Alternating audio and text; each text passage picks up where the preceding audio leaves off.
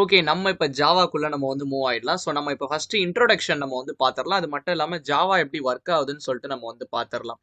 So நிறைய languages இருக்குதுப்பா. C இருக்கு, C++ இருக்குது. நம்ம ஏன் ஜாவா படிக்கணும்? அது வந்து உங்களுக்கு வந்து தெரிஞ்சுக்கணும். இப்போ நீங்க சி லாங்குவேஜ் எடுத்துக்கிட்டீங்கன்னா அது வந்து ஃபுல் அண்ட் ஃபுல் ஃபங்க்ஷன்ஸை பேஸ் பண்ணி தான் இருக்கும். ஸோ அது வந்து ஆல்சோ நோன் நம்ம வந்து ப்ரொசீஜரல் ஓரியன்ட் ப்ரோக்ராமிங் நம்ம வந்து சொல்லுவோம். பாப் லாங்குவேஜ்னு சொல்லுவோம். பட் ஜாவா பார்த்தீங்கன்னா அட்வான்ஸ்டு ஊப்ஸ் லாங்குவேஜ் நம்ம சொல்லுவோம். ஸோ C++ நம்ம ஊப்ஸ் லாங்குவேஜ்னு சொல்லுவோம். ஊப்ஸ்னா என்னன்னு கேட்குறீங்களா? Object oriented programming. So everything deals with object. ஓகேவா? இப்போ ஒரு சி ப்ரோக்ராமிங்ல நீங்க வந்து ஒரு ஹலோ எழுதுனா என்ன பண்ணுவீங்க? பிரிண்ட்எஃப் ஸ்டேட்மெண்ட் யூஸ் பண்ணி மெயின் ஃபங்க்ஷனுக்குள்ள எழுதுவீங்க. ஈவன் C++ நீங்க என்ன சொல்வீங்க? ஊப்ஸ் லாங்குவேஜ்னு சொல்வீங்களா? அதில் ஹலோ வேர்ல்டு எப்படி எழுதுவீங்க? ஆஷ் இன்க்ளூட் ஐஓ ஸ்ட்ரீம்னு போடுவீங்களா? அதுக்கடுத்து மெயின் ஃபங்க்ஷன் எழுதுவீங்க. அதுக்கடுத்து சி அவுட்ல ஹலோ வேர்ல்டு போடுவீங்க. ஸோ இங்கே பார்த்தீங்கன்னா நம்ம எந்த கிளாஸுமே நம்ம வந்து யூஸ் பண்ணல. விச் மீன்ஸ் கிளாஸ் இல்லாமல் உங்களால் C++ல கோடிங் எழுத முடியும். Various when it's come to Java, நீங்கள் ஒரு ஹலோ வேர்ல்டு ப்ரோக்ராம் எழுதுனீங்கன்னா என்ன தேவை? ஒரு மெயின் மெத்தட் தேவையா? ஸோ மெத்தட் வந்து ஆல்வேஸ் பார்த்தீங்கன்னா ஒரு கிளாஸோட ஒரு மெம்பராக தான் இருக்க முடியும், தனியாக இருக்க முடியாது. So you have to enclose it in class. So class first ப்ரோக்ராம்னு ஒரு எனி நேம் நீங்கள் வந்து வச்சுக்கலாம். நான் கிளாஸ் ஃபர்ஸ்ட் ப்ரோக்ராம் நான் வந்து வச்சுக்கிறேன். ஸோ இந்த ஒரு ஹலோ வேர்ல்டுன்னு பிரிண்ட் எல்என். ஸோ இதை பற்றி நம்ம பார்க்கலாம். இப்போ இருக்க டைமிங் நான் ஜஸ்ட் சிம்பிளாக எழுதுறேன். Hello world. ஓகேவா? ஸோ ஒரு சாதா ஹலோ வேர்ல்டு பிரிண்ட் பண்ணனாலும் சொல்லிட்டு உங்களுக்கு நீங்கள் கிளாஸ் தான் யூஸ் பண்ணணும். உடனே நீங்கள் பயந்துட வேணாம், ஜாவா கஷ்டமாக இருக்குமான்னு சொல்லிட்டு. கிடையவே கிடையாது. நீங்கள் எழுதுகிற ஒவ்வொரு லைனுக்குமே பார்த்தீங்கன்னா ஒரு மீனிங் இருக்குது, ஒரு அர்த்தம் இருக்குது. ஸோ அதை நீங்கள் படிக்க புரியும். ஸோ ஜாவா பார்த்தீங்கன்னா நிறைய பேர் வந்து ஓல்டு லாங்குவேஜ்னு சொல்லுவாங்க. பைத்தான் வந்து நியூ லாங்குவேஜ்னு சொல்லுவாங்க. ஸோ பைத்தான் பார்த்தீங்கன்னா எப்போ ரிலீஸ் பண்ணாங்கன்னா 1991. ஸோ ஜாவா பார்த்தீங்கன்னா 1995. ஸோ ஜாவா தான் பார்த்தீங்கன்னா newest language compare to Python. So Java பார்த்தீங்கன்னா யார் டெவலப் பண்ணா? ஸோ ஃபாதர் ஆஃப் ஜாவா யாருன்னு கேட்டிங்கன்னா ஜேம்ஸ் காஸ்லிங். ஸோ இப்போ நம்ம எல்லா ஜாவா லாங்குவேஜை பற்றி நம்ம சும்மா தெரிஞ்சுக்கிறோம். நம்ம நெக்ஸ்ட் எப்படி ஜாவா ஒர்க் ஆகுது நம்ம வந்து பார்க்கலாம். ஸோ ஜாவான்ற பேர் வரதுக்கு முன்னாடி அவங்க ஓக்குன்ற நேம், ஒரு ட்ரீயோட நேம் தான் அவங்க வந்து வச்சிருந்தாங்க. Then only they renamed to Java. ஓகேவா? ஸோ முதல்ல யார் எந்த கம்பெனி வந்து ஜாவா ஓன் பண்ணியிருந்துச்சுன்னு கேட்டிங்கன்னா சன் மைக்ரோ சிஸ்டம்னு ஒரு கம்பெனி. ஓகேவா? ஸோ இப்போ கரண்டா யார்கிட்ட ஓனர்ஷிப் ரைட்ஸ் இருக்குதுன்னு கேட்டிங்கன்னா ஆரக்கிள். ஓகேவா? இப்போ கரண்ட் ஜாவா வெர்ஷன், இப்போ நான் அந்த வீடியோ ஷூட் பண்ணிக்க இப்போ ரீசெண்டாக தான் ரிலீஸ் ஆச்சு. ஸோ ஜாவா 21 வந்து ரிலீஸ் ஆச்சு, which is LTS version. So LTSனா long term support. So every 6 monthsக்கு உங்களுக்கு ஜாவால ஒரு அப்டேட் கிடைக்கும்பா. அது which is actually good news. ஓகேவா? ஸோ அண்ட் ஆல்சோ முக்கியமான ஒரு திங் இந்த ஜாவால இருக்குது. ஜாவா வந்து பார்த்தீங்கன்னா பிளாட்ஃபார்ம் இண்டிபெண்ட். நான் அது ஏன்றதை நான் வந்து ஜாவா எப்படி ஒர்க் ஆகுதுன்ற போது நான் உங்களுக்கு வந்து கற்றுத்தரேன். ஓகேவா? ஜாவாவில் பார்த்தீங்கன்னா இந்த காம்ப்ளெக்ஸ் கான்செப்டான இந்த பாயிண்டர்ஸ், ஆப்ரேட்டர் ஓவர்லோடிங் அதெல்லாம் எதுவுமே கிடையாது. ஸோ ஜாவா வந்து பியூர்லி டீல்ஸ் வித் ஆப்ஜெக்ட்ஸ். ஓகேவா? அண்ட் ஆல்சோ ஜாவா பார்த்தீங்கன்னா ஆர்கிடெக்சரல் நியூட்ரல். ஸோ ஆர்கிடெக்சரல் நியூட்ரல்ன்றது one of the important features of Java. When it comes to C language, நீங்கள் வந்து இன்டீஜரோட சைஸ் எவ்வளோ எடுக்கும்னு கேட்டிங்கன்னா ஒரு சில பேர் 2 bytes சொல்லுவீங்க, ஒரு சில பேர் பார்த்தீங்கன்னா 4 bytes சொல்லுவீங்க. Because it depends upon hardware. So உங்கள் ஹார்ட்வேரை பொறுத்து இது வந்து மாறியாகும். ஆனால் ஜாவா பார்த்தீங்கன்னா ஆர்கிடெக்சரல் நியூட்ரல். நீங்கள் எந்த மிஷினில் ரன் பண்ணாலும் சரி, எந்த ஆப்ரேட்டிங் சிஸ்டமில் ரன் ஆனாலும் சரி, உங்களுக்கு பார்த்தீங்கன்னா கான்ஸ்டண்ட்டாக எடுக்கிற அந்த 4 bytes தான் பார்த்தீங்கன்னா உங்களுக்கு வந்து எடுக்கும். So will not vary. ஓகேவா? ஸோ அதனால் இது வந்து ஆர்கிடெக்சரல் நியூட்ரல் ரொம்ப இம்பார்ட்டன்டான ஃபீச்சர். இந்த பிளாட்ஃபார்ம் இண்டிபெண்டன்ட்டை பற்றி நம்ம வந்து பேசுவோம். ஸோ ஓகே, இப்போ நம்ம ஜாவா எப்படி ஒர்க் ஆகுதுன்னு சொல்லிட்டு நம்ம வந்து பார்க்கலாம். ரொம்ப இம்பார்ட்டண்டான கான்செப்ட் அது. ஸோ அது தெரிஞ்சுக்கிறது ரொம்ப முக்கியம். ஓகேவா? ஃபர்ஸ்ட் நம்ம ஒரு ஜாவா ப்ரோக்ராம் எடுத்துட்டோம்னு வச்சுக்கோங்களேன். சரி, இதான் என்னோட ஜாவா ப்ரோக்ராம்னு வச்சுக்கோங்க. ஸோ இதான் என்னோட ஜாவா ப்ரோக்ராம். ஃபர்ஸ்ட் என்ன நடக்கும்னா, இந்த ஜாவா ப்ரோக்ராமை பார்த்தீங்கன்னா நம்ம வந்து கம்பைல் பண்ணுவோம். ஸோ கம்பைல் பண்ணுறதுக்கு என்ன கமாண்ட் எல்லாமே நான் வந்து உங்களுக்கு சொல்லித்தரேன். ஸோ ஒரு கம்பைலர் இருக்குது. ஸோ அந்த கம்பைலர் என்ன பண்ணும்? கம்பைல் பண்ணும். இந்த கம்பைல் பண்ணுறதுக்கான கமாண்ட் என்னன்னு கேட்டிங்கன்னா, இந்த ஜாவா ப்ரோக்ராமோட ஃபைல் நேம் என்னன்னு கேட்டிங்கன்னா சாம்பிள்னு வச்சுக்கோங்க. ஸோ சாம்பிள் எக்ஸ்டென்ஷன் ஒன்று இருக்குது. இப்போ நீங்கள் சி லாங்குவேஜோட எக்ஸ்டென்ஷன் என்னன்னு கேட்டிங்கன்னா .c. C++க்கு .cpp. ஒரு நோட் பேட் ஓப்பன் பண்ணுறீங்கன்னா .txt இருக்கும். ஸோ சிமிலர்லி ஜாவா ப்ரோக்ராமோட எக்ஸ்டென்ஷன் என்னன்னு கேட்டிங்கன்னா .java. ஸோ இப்போ அதை நீங்கள் வந்து கம்பைல் பண்ணிங்கன்னா, ஸோ கம்பைல் எதை வச்சு பண்ணுவீங்க? கம்பைலர் யூஸ் பண்ணி பண்ணுவீங்க. கம்பைல் பண்ணிங்கன்னா உங்களுக்கு அவுட்புட் என்ன கிடைக்கும்னா பைட் கோடு கிடைக்கும். இந்த பைட் கோட் ரொம்ப முக்கியம். இந்த பிளாட்ஃபார்ம் இண்டிபெண்டன்ட்னு சொல்கிறேன்ல, அதுக்கு காரணம் இந்த பைட் கோட் ஜெனரேஷன் தான். ஓகேவா? இந்த byte code also called as class ஃபைல்னு நம்ம வந்து சொல்லுவோம். Which is basically zeros and ones தான் இருக்கும். ஓகேவா? ஓகே, இப்போ இந்த கம்பைல் பண்றதுக்கு என்ன கமாண்ட்னு கேட்டிங்கன்னா ஜாவா சி. இந்த கம்பைலரோட பேர் கேட்டிங்கன்னா javac compiler. Javac இந்த ஃபைல் நேம் நீங்க கொடுக்கணும். Javac file name dot Java. இப்படி பண்ணீங்கன்னா உங்களுக்கு ஒரு பைட் கோட் ஜென்ரேட் ஆகும். ஓகேவா? So dot class file. ஓகேவா?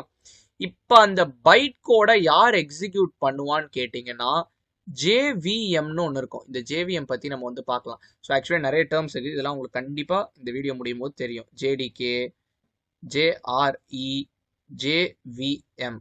ஓகேவா? இந்த 3 டெர்மினாலஜி இருக்குது, அதை நம்ம வந்து பார்ப்போம். ஓகேவா? ஸோ இந்த ஜேவிஎம்ன்றது பார்த்தீங்கன்னா ஜாவா வர்ச்சுவல் மிஷின். ஸோ எல்லா மிஷின்லையுமே இது இருக்கணும், இருந்தால் தான் உங்களால் ஜாவா ப்ரோக்ராம் வந்து எக்ஸிக்யூட் பண்ண முடியும். ஸோ ஒவ்வொரு ஆப்ரேட்டிங் சிஸ்டம்க்கும் ஒவ்வொரு ஜேவிஎம் இருக்கும். இப்போ விண்டோஸ் யூஸ் பண்ணுறீங்கன்னா விண்டோஸ்க்குன்னு ஒரு ஜேவிஎம் இருக்கும். நீங்கள் லினக்ஸ் யூஸ் பண்ணுறீங்கன்னா லினக்ஸ்க்குன்னு ஒரு ஜேவிஎம் இருக்கும்.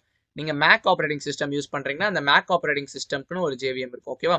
இப்போ இந்த பைட் கோட ஜேவிஎம் வந்து இன்புட்டாக வாங்கும். ஓகேவா? ஸோ இந்த இன்புட்டாக வாங்கி இந்த ஜேவிஎம் வந்து நமக்கு வந்து அவுட்புட் வந்து கொடுக்கும். ஸோ இதுதான் இந்த ஜாவா ப்ரோக்ராமோட அவுட்புட். இப்போ இந்த ரன் பண்ணுறோம் பார்த்தீங்களா, இந்த எக்ஸிக்யூட் பண்ணுறோம்ல, அதுக்கான கமாண்ட் என்னன்னு கேட்டிங்கன்னா ஜாவா சாம்பிள். ஸோ இங்கே எந்த எக்ஸ்டென்ஷனும் கிடையாது. ஏன்னு கேட்டிங்கன்னா நம்ம ரன் பண்ணுறதே ஒரு பைட் கோடு தான், அதனால் அதுக்கு வந்து எக்ஸ்டென்ஷன் தேவையில்லை. ஜாவா சாம்பிள் இது போகிறோம், உங்களுக்கு வந்து அவுட்புட் வந்து கிடச்சிரும். உதாரணத்துக்கு நீங்கள் ஹலோ வேர்ல்டு ப்ரோக்ராம் எழுதிருக்கீங்கன்னா உங்களுக்கு ஹலோ வேர்ல்டுன்னு வந்துடும். இந்த கம்பைலேஷன் ஸ்டெப்ஸ்லேயே உங்களுக்கு என்ன நடக்கும்னா உங்களோட எரர்ஸ்லாம், நீங்கள் ஏதாச்சும் எரர் பண்ணியிருந்தீங்கன்னா அந்த எரர்ஸ்லாம் வந்து உங்களுக்கு வந்து தெரிஞ்சிடும். இப்போ ஏன் பிளாட்ஃபார்ம் இண்டிபெண்டன்ட்னா, இப்போ இந்த ஜாவா கோட் இருக்குதுல்ல, இந்த ஜாவா கோட் நீங்கள் ஒவ்வொரு மிஷினில் எழுதுறீங்க. ஸோ ஓஎஸ் லைனக்ஸ் எடுத்துக்கலாம், விண்டோஸ் எடுத்துக்கலாம், ஒவ்வொரு மிஷினில் எழுதுறீங்க. எழுதும் போது பார்த்தீங்கன்னா உங்களுக்கு இது வந்து ஒரு பைட் கோட் ஜென்ரேட் பண்ணுது. இந்த பைட் கோட் பார்த்தீங்கன்னா எல்லா ஆப்ரேட்டிங் சிஸ்டம்லையுமே இந்த பைட் கோடை நீங்கள் வந்து ரன் பண்ணலாம். இப்போ இந்த ப்ரோக்ராமை நீங்கள் விண்டோஸில் எழுதிருக்கீங்க, கம்பைல் பண்ணோன்னா உங்களுக்கு பைட் கோட் ஜென்ரேட் ஆயிடுச்சு. இந்த பைட் கோடை உங்கள் ஃப்ரெண்டுக்கு நீங்கள் அனுப்புறீங்க. உங்கள் ஃப்ரெண்டு வந்து மேக் ஆப்ரேட்டிங் சிஸ்டம் யூஸ் பண்ணுறாரு, அவர் இந்த சேம் பைட் கோடை ரன் பண்ணலாம். ஓகேவா? ரன் பண்ணும்போது அவருக்கு வந்து அந்த அவுட்புட் வந்து கிடைக்கும். ஸோ இதனால தான் வந்து பிளாட்ஃபார்ம் இண்டிபெண்டன்ட். ஆல்சோ பார்த்தீங்கன்னா output coming from all the OS R same. இப்போ நீங்கள் விண்டோஸில் அதை ரன் பண்ணுறீங்க, அதே பைட் கோட மேக்ல ரன் பண்ணுறீங்க, அதே இது நீங்கள் வந்து லினக்ஸில் ரன் பண்ணுறீங்க. ஸோ எல்லாத்துல இருந்தும் வர அவுட்புட் பார்த்தீங்கன்னா சேமாக தான் இருக்கும். ஓகேவா? So JVM is platform dependent, whereas Java is platform independent because of the bytecode generation. உங்களுக்கு வந்து புரிஞ்சிருக்கும்னு நினைக்கிறேன். ஓகே, இப்போ இந்த ஜாவா கோட் பார்த்தீங்கன்னா 2 வகையில் நீங்கள் வந்து எழுதலாம். நம்ம அதை பார்க்கலாம். அதுக்கு முன்னாடி இந்த ஜேடிகே இந்த இது நான் சொல்லித்தரேன்ல, நம்ம இதை நம்ம வந்து பார்த்துடலாம். ஓகேவா? ஜாவா சாஃப்ட்வேர் ஏற்றுறீங்களா, அந்த சாஃப்ட்வேருக்கு பேர் தான் பார்த்தீங்கன்னா ஜேடிகே. இந்த ஜேடிகே எதுக்கு யூஸ் பண்ணுவோம்னா உங்கள் ப்ரோக்ராமை கம்பைல் பண்ணுறதுக்கு யூஸ் பண்ண. நம்ம பார்த்தோம்ல ஜாவா சி கம்பைலர், இந்த ஜேடிகேலேயே உங்களுக்கு ஜாவா சின்ற கம்பைலர் வந்து வந்துடும். அண்ட் ஆல்சோ பார்த்தீங்கன்னா உங்களுக்கு ஜேஆர்இ வந்துடும், ஜாவா ரன் டைம் என்விரான்மெண்ட். இந்த ஜாவா ரன் டைம் என்விரான்மெண்ட்னா நான் என்ன நான் வந்து எக்ஸ்பிளைன் பண்ணுறேன். இந்த ஜேஆர்இக்குள்ளே பார்த்தீங்கன்னா உங்களுக்கு ஜேவிஎம் இருக்கும். ஸோ ஹைரார்கி எப்படின்னா ஜேவிஎம் இருக்கும், ஜேவிஎம்குள் எதுக்குள்ளே இருக்குன்னா ஜேஆர்இக்குள்ளே இருக்கும். இந்த ஜேஆர்இ எதில் வரும்னா உங்களுக்கு ஜேடிகேல வரும். ஸோ ஜேடிகேல அலாங் வித் தட் கம்பைலரும் வரும். ஓகேவா? ஜாவா சி கம்பைலர் வரும்.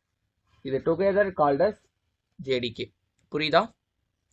பட் இந்த ஜேவிஎம் தான் பார்த்தீங்கன்னா உங்களுக்கு வந்து எக்ஸிக்யூஷன் பண்ண போகுது.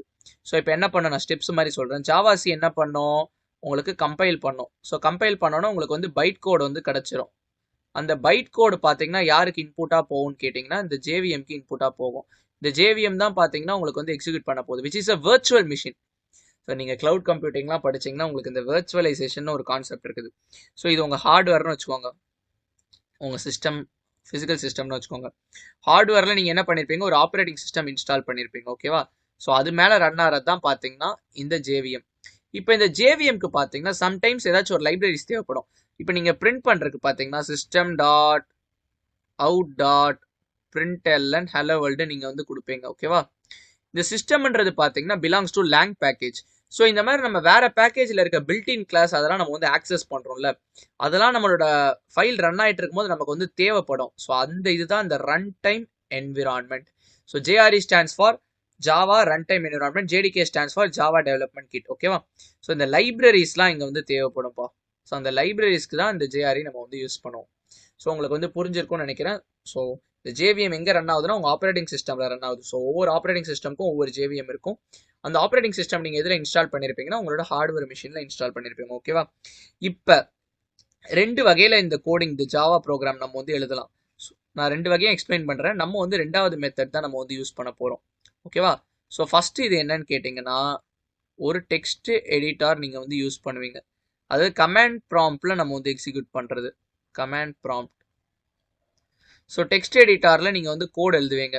ஸோ ப்ரிஃபரபிளி நம்ம நோட் பேட் நம்ம வந்து பார்ப்போம். ஐ திங்க் இந்த கமாண்ட் லைன் ஆர்குமெண்ட்ஸ்னு ஒரு வீடியோ இருக்குது. அந்த கான்செப்ட் சொல்லி தரும் போது நான் உங்களுக்கு இதை சொல்லி தருவேன். ஸோ நோட் பேடில் நம்ம கோட் எழுதுவீங்க.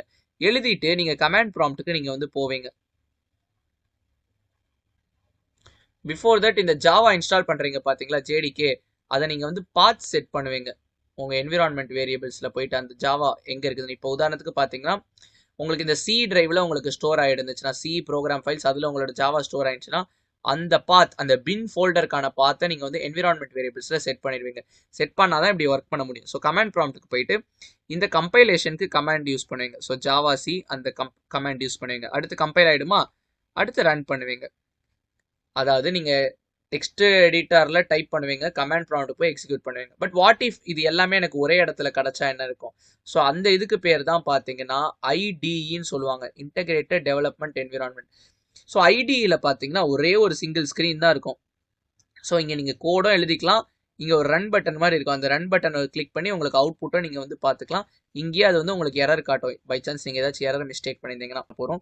இதை தாண்டி நிறைய நல்ல நல்ல ஐடிஸ்லாம் உதாரணத்துக்கு பார்த்தீங்கன்னா நெட்பீன்ஸ் இருக்குது, உங்களுக்கு பார்த்தீங்கன்னா இன்டெலிஜே இருக்குது, சில பேர் விஎஸ் கோட் யூஸ் பண்ணுவீங்க. ஸோ விஎஸ் கோட் கிட்டத்தட்ட இந்த கமாண்ட் ப்ராம்ப்ட் மாதிரி தான் இருக்கும். நீங்கள் இந்த கமெண்ட்ஸ்லாம் போடுற மாதிரி இருக்கும். Of course VS code as run button too. ஓகேவா?